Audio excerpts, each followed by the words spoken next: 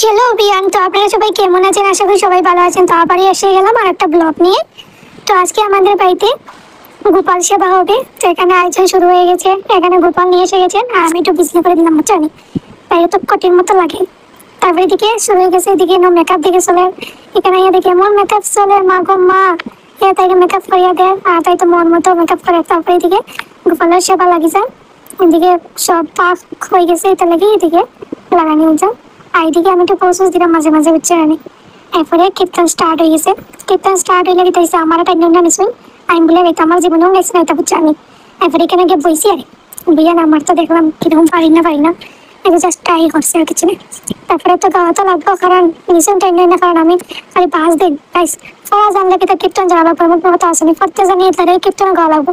যে 5 দেওয়া শুরু করছিলাম, তারপর লাস্ট পর্যন্ত গাইলাম একটু একটু, বেশি গাইতে পারছি না, আমি তেমন পারি না, কোনোদিন গাইছি নাই। তো এরপর লাস্টে ফাইনালে হানি স্টার্ট হাইচন পর একটু সকলে যে আমি দিলাম। এরপরে সব এখন যাইতা গিয়া এটি গেছেন গোপালকে লইয়া যাইরা গিয়া এদিকে গোপালের ইয়া বলে করে দিকে ঢুকে উঠে এরপরে বাড়িয়ে যাওয়া লাগে। এরপরে দিকে করে দিকে ঢুকছেন, ঢুকিয়া আবার বাড়ি গেছেন, বাড়িয়া বিদায় হয়ে গেল। ফাইনালি যখন বাড়িয়ে গেছেন তখন দেখতে পাই কষ্ট লাগছে গাইস, মানে মনে হয়েছে কে যেমন আফার গেছেন মানুষ আবার 2000 জ্ঞান ধরে লাগছে। এরপরে তো পূজা শেষ যখন মান্ডব খালি হয়েছে, আমি গেছিলাম বাড়িটা সব কিছু গিয়ে সবার বাড়ি বাড়ি